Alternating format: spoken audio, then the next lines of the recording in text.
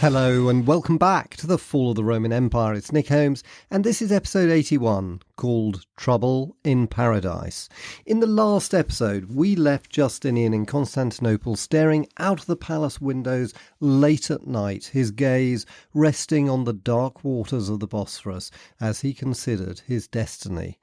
Belisarius had brought him an unexpected victory in Africa.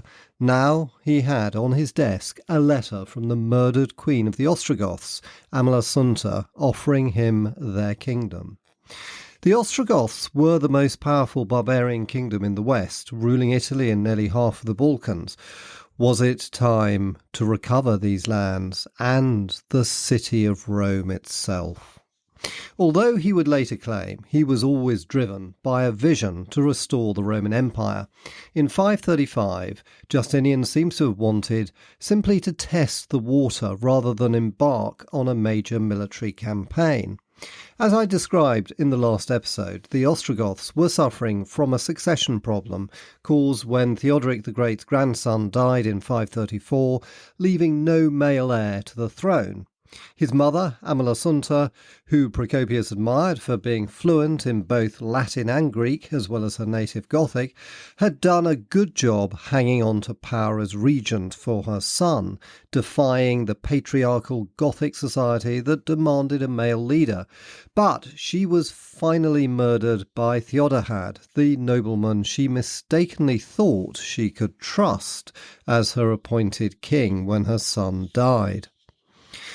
Justinian immediately sent an ambassador to Theodahad to protest at Amalasuntha's murder, hoping to open up discussions that might lead to some sort of a peaceful reassertion of Roman authority in Italy.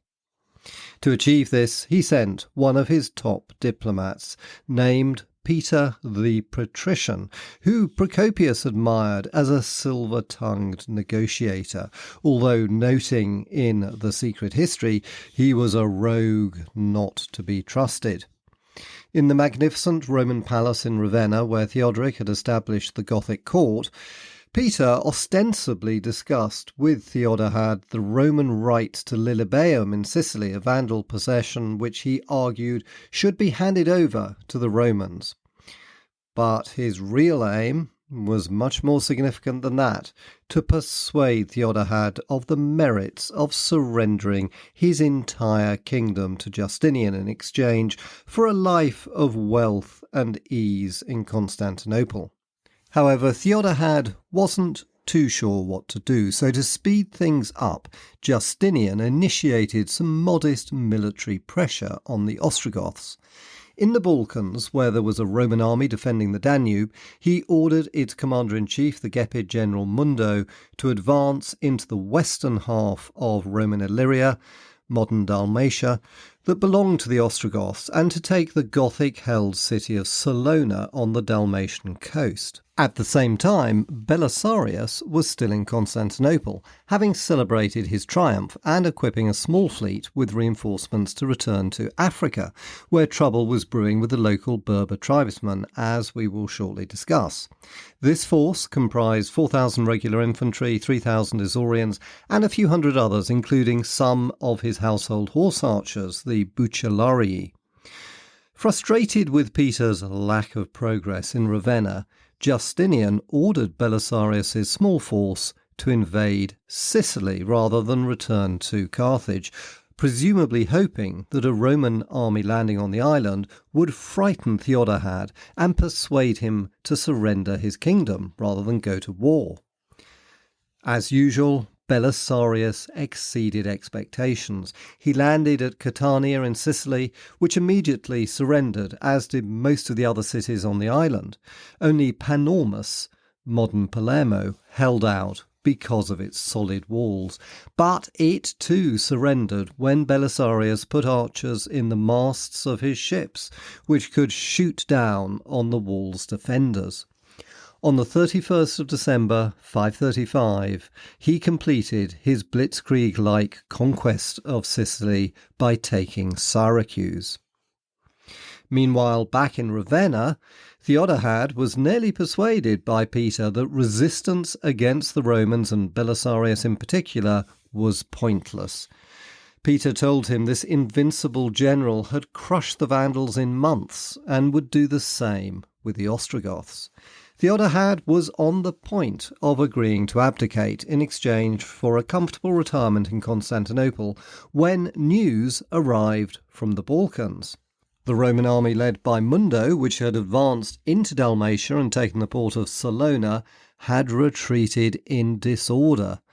The reason was not an actual defeat in battle, but because Mundo himself had been killed. The story Procopius tells us is that Mundo's son Mauricius was killed in a skirmish, which caused his father to launch a violent attack against the Ostrogoths. Although he defeated them, in his reckless pursuit of the enemy, he was himself killed, and the dispirited Roman troops had evacuated Salona and pulled back into Roman territory. This was sufficient for Theodahad to change his mind. He put Peter in jail, where he would languish for 4 years, and summoned his nobles to a council of war to decide the best course of action against the Romans. Meanwhile, Belisarius was still in Syracuse when he received a letter from Peter telling him to cross to Italy since Theodahad was about to abdicate. This letter was, of course, out of date. In an age when news travelled as fast as the fastest boat or horse could carry it, information was often dangerously out of date by the time it was received. But as Belisarius was preparing for the Goths to capitulate, he received some terrible news from a totally unexpected source. This was from Solomon, the governor of North Africa, who arrived by boat looking visibly shaken and in the company of only 6 men, including Procopius himself, our principal source and narrator for this time. Belisarius was astonished to see him, and even more astonished when he was told that the army of occupation, which was the same one he had led to victory over the Vandals, was now in open revolt. The news was so extraordinary that to understand it, we need to go back to when Gelimer, the last Vandal king, surrendered in March 534. Justinian immediately installed a new administration, making North Africa a province of the empire with its own praetorian prefect reporting directly to him. He divided the province into 7 areas, each with its own governor. An administrative staff of several hundred were installed, comprising everything from lawyers to messengers. A few months later, Belisarius duly left Carthage for Constantinople to celebrate his glorious victory. But before he left, several serious problems were rising to the surface, which would make the occupation of North Africa more challenging than its conquest. The first was the growing power of the Berber tribes. These had already started to flex their muscles against Vandal government in the 5th century. Historians have speculated this might have been because the Vandal military guarding the borders was smaller and less effective than the old Roman garrison troops, the so-called Limitanii, had been. Another possible reason is that the Vandals paid them more gold to keep quiet than the Romans had done, enriching some Berber groups at the expense of others, who then sought to extend their dominion over the poorer tribes. Certainly, there seems to have been a process of tribal consolidation going on, which created larger and more warlike Berber groups. As a result, in around 530, they had inflicted a defeat on Hilderic, which cost him the throne and kick-started the entire process of Roman intervention. When Belisarius invaded, the Berbers stood on the sidelines, waiting to see who won. Now they wanted to test the strength of the new Roman administration. As Belisarius sailed for Constantinople in the summer of 534, the new praetorian prefect, Solomon, suddenly faced a substantial escalation in Berber raiding. 4 Berber tribes had formed a coalition and were seriously threatening the civilized province of Byzacena. Solomon responded by sending 500 of the elite Roman horse archers to patrol the borderland under the command of 2 of Belisarius's most respected commanders, Agon and Rufinus, who had distinguished themselves in the Vandal War. But Procopius tells us that after they ambushed a Berber raiding party in a narrow mountain pass, they were themselves trapped in the mountains by thousands of Berbers. After shooting many of them down, they ran out of arrows and were overwhelmed.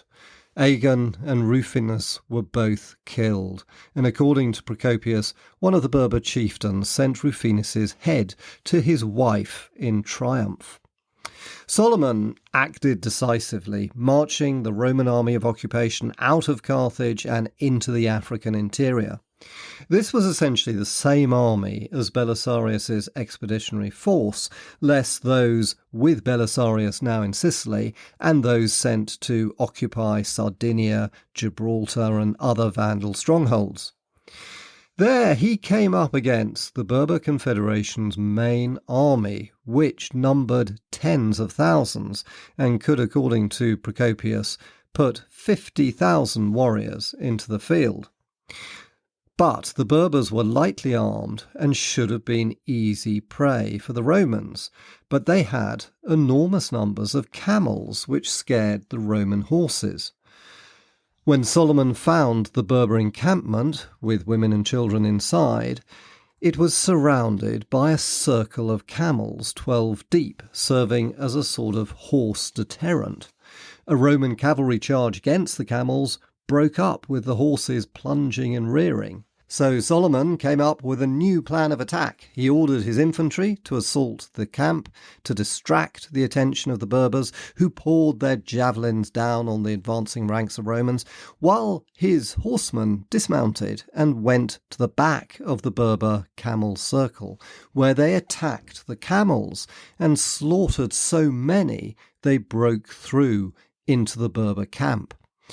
Attacked on both sides, the Berbers collapsed and fled, leaving 10,000 dead on the battlefield, according to Procopius, and allowing the Romans to take captive most of the women and children and a huge number of camels.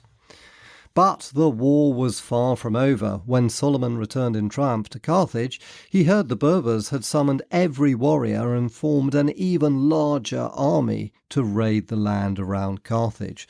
So he gathered his troops again and marched back into the African interior to Mount Bergeon, where the enemy was camped. Procopius says the Berbers were now too afraid to meet the Romans in battle on the open plain, but they were confident they could repel any attacks on their positions halfway up this mountainous peak. The result was a standoff, with the Romans not wanting to fight their way uphill. But Solomon, showing resourcefulness worthy of Belisarius himself, sent 1,000 infantry who were good at rock climbing up the eastern side of the mountain at night, which the Berbers had left undefended. The next morning, these men raised their standards, blew their horns, and showered arrows down on the Berbers, while the rest of the Roman army advanced uphill. The result was complete panic on the part of the Berbers, who tried to flee into a gorge which became so thick with dead horses and men that some of them could escape by treading on the corpses, but leaving, Procopius tells us, 50,000 dead for not one Roman casualty. So many prisoners were taken that a Berber boy would sell for the price of a sheep in the Carthage slave market. But despite this decisive victory, it was still not the end of the campaign. One of the Berber chieftains, named Iodas, was still raiding Roman territory. Confronted by a Roman general named Altias, Iodas offered him single combat. Procopius says the Berbers were jubilant since Iodas was tall and strong, while Altias was apparently quite short and unprepossessing. But it turned out to be a true David and Goliath contest, since Altias was extremely quick as well as ambidextrous, and caught in his hand the javelin Iodas hurled at him, while also shooting down his horse. Shocked, Iodas and his followers fled into the Ores Plateau, a rugged, mountainous region in the foothills of the Atlas Mountains in modern Algeria. Solomon pursued him there with some Berber allies, but after weeks of marching around in the scorching sun, he achieved nothing and withdrew, as he was increasingly worried his so-called allies were actually leading him into a trap. Solomon took his exhausted army back to Carthage. It's worth mentioning that it was exactly at this time Procopius tells us about a natural phenomenon which would, over the next few years, change the course of history. Procopius describes how in the year 536, quote, "the sun gave forth its light without brightness like the moon, and it seemed extremely like the sun in eclipse, for the beams it emitted were not clear, nor like those it usually makes." End quote. This is actually the first reference to what climatologists call the dust veil event of 536-7, when a series of massive volcanic eruptions around the world sent huge clouds of dust into the Earth's atmosphere, causing global temperatures to drop by around 2 to 3 percentage points, which in turn caused harvest failures, famine, and ultimately the first recorded bubonic plague in human history, the so-called Justinianic plague.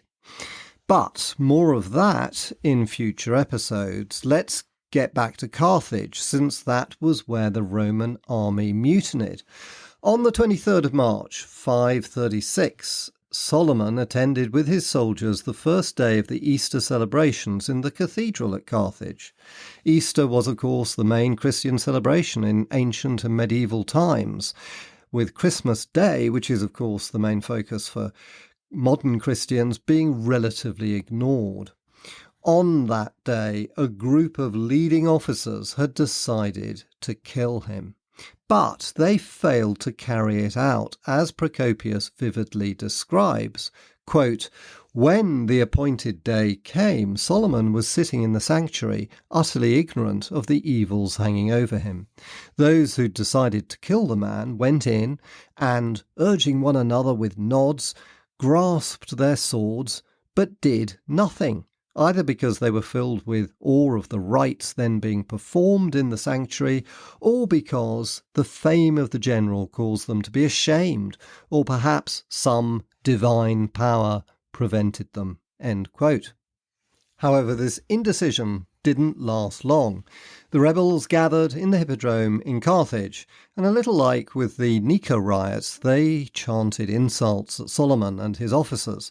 Solomon sent a senior officer to discuss their complaints, but he only ended up joining them. They then invaded the palace and began killing and plundering whoever didn't join them. Solomon, with Procopius, fled to the harbour, and with the help of an officer who had in fact sided with the rebels but obviously had mixed feelings about the matter, they escaped by boat to find Belisarius in Syracuse. So why had this rebellion broken out? Procopius tells us there were 3 reasons. The first was the Vandal women, who most of the army of occupation had ended up marrying after Belisarius's victory at Tricamarum, when, as I described in the last episode, many Vandal women and their children had been captured in the Vandal camp. Showing great initiative, these women had saved themselves and their children by immediately offering to marry the victorious soldiers, who were mostly poor young recruits without wives and girlfriends. Procopius tells us that the Vandal women were extremely attractive and quickly dominated their new husbands. He goes on to explain that when the imperial authorities refused to restore the splendid houses and farms that these women had lived in with their Vandal husbands when they were the ruling class, they became hostile and urged their new husbands to rebel.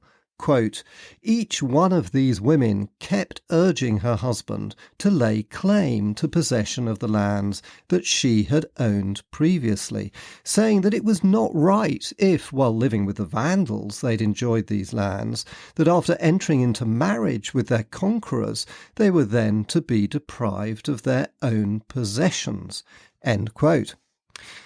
It was a powerful argument, and one which the Vandal women's menfolk were undoubtedly sympathetic to, since they stood to gain from it considerably as well. Procopius says there were two other causes of dissatisfaction. One, religious, because of the harsh treatment of the Arian clergy and their followers. This happened because most of the African Roman population was Catholic, and they viewed Belisarius's victory as an opportunity to take revenge on the Arian church.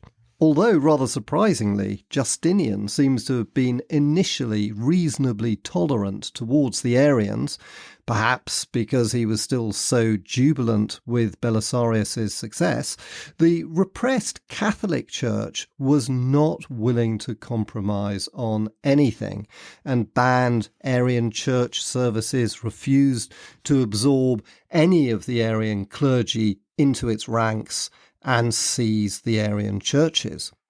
This added considerably to the Vandal women's sense of grievance, since they were all Arians. We don't have all the details, and perhaps some of them were willing to be more pragmatic and embrace Catholicism, especially if their new husbands were Catholic. But there was also a contingent of Belisarius's army, at least 1,000 strong, according to Procopius, who were themselves Arian, since they came from barbarian tribes like the Goths and Heruli, who were Arians. And that made for an even stronger connection between the women and men who felt they were being mistreated. To add fuel to the fire, Easter was the occasion when all rites of baptism took place, so the Vandal women with young children couldn't get them baptized at all unless they converted to Catholicism. Procopius's third explanation lies with a bold group of Vandal men who had been shipped off to join the new regiments of Vandal cavalry sent to the Eastern Front, since the Roman policy was to send the Vandal men of military age to form these new cavalry regiments in the east. However, one group of 400 Vandals had seized control of their boat on the island of Lesbos in the Aegean, and they sailed all the way back to North Africa, where they landed and joined the rebellious soldiers who seemed to have sympathised with their former enemies. I'd add one further factor which, in my opinion, was important, which is that the army of occupation was by now exhausted. Having won an easy victory with Belisarius, it had then had to fight the Berbers in difficult terrain and with heavier casualties than it suffered against the Vandals. In addition, although the soldiers had probably taken some of the Vandal booty, they don't seem to have been paid much more in recognition of their achievements, and they probably felt unrewarded, especially when they saw Belisarius returning to Constantinople with his elite troops in such triumph. The mutiny was serious. Procopius says 8,000 of the Roman army of occupation, which probably numbered little more than 10,000, were in open revolt. Belisarius rushed back from Syracuse to Carthage with cash to bribe the soldiers and about 100 of his own men. He used his money to secure 2,000 soldiers to his standard, and then met the rebels who'd gathered at Membreza, about 50 miles from Carthage. The rebels, perhaps now numbering around 10,000, since they'd been joined by 1,000 or so Vandals and even slaves, lacked good leadership, and their nominal leader, a Roman soldier called Stotzas, couldn't prevent the group from fracturing and fleeing to Numidia when it met Belisarius's soldiers. It seems many of the Vandal women were abandoned for a second time. Having put this rebellion down fairly easily, Belisarius had to rush back to Syracuse to deal with the rapidly developing Gothic situation. But he left a chaotic situation behind him, with most of the army of occupation dispersed and still in revolt. The emperor's cousin, Germanus, was quickly dispatched to Carthage to continue the task of restoring order. He was an able administrator and started to recruit the mutineers back, allowing them to return to their regiments on full pay and with no questions asked. Meanwhile, Vandal men and women were deported. This worked well, and Stotzas's rebel army dwindled away. He resorted to an alliance with Judas, the Berber chieftain who was still defying the Romans, but they were both defeated by Germanus in a small-scale battle near Scala Veteres outside Carthage.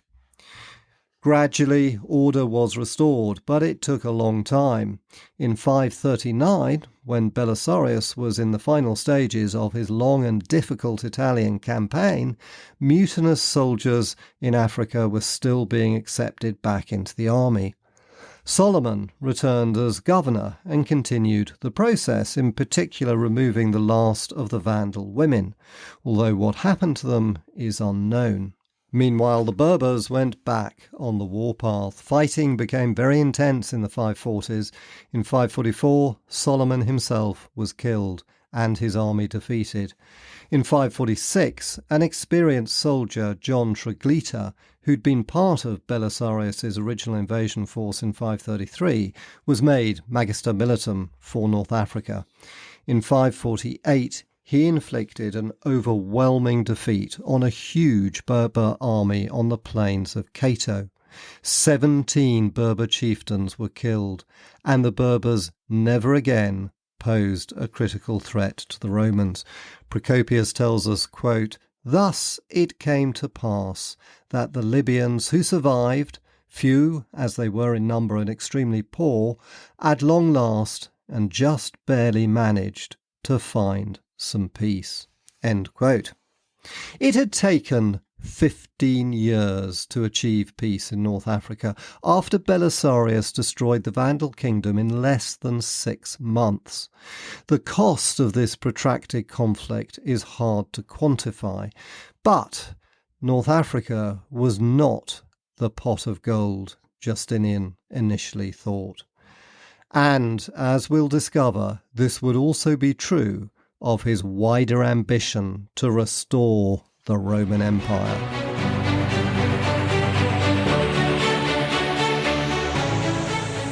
And that ends this episode. Thanks so much for listening, and I hope you enjoyed it. And in the next episode, which will be in a week's time on the 16th of March, as I'm happy to say we're getting back to weekly episodes, we'll continue with the extraordinary story of Justinian Belisarius and the Age of Reconquest. And in the meantime, please do leave a review if you like the podcast, and do check out my website, nickholmesauthor.com, link in the show notes to find maps, blogs, and a free ebook. And don't forget to take a look at my new book, Rome and Attila. Again, link in the show notes. Thanks for listening, and see you next time.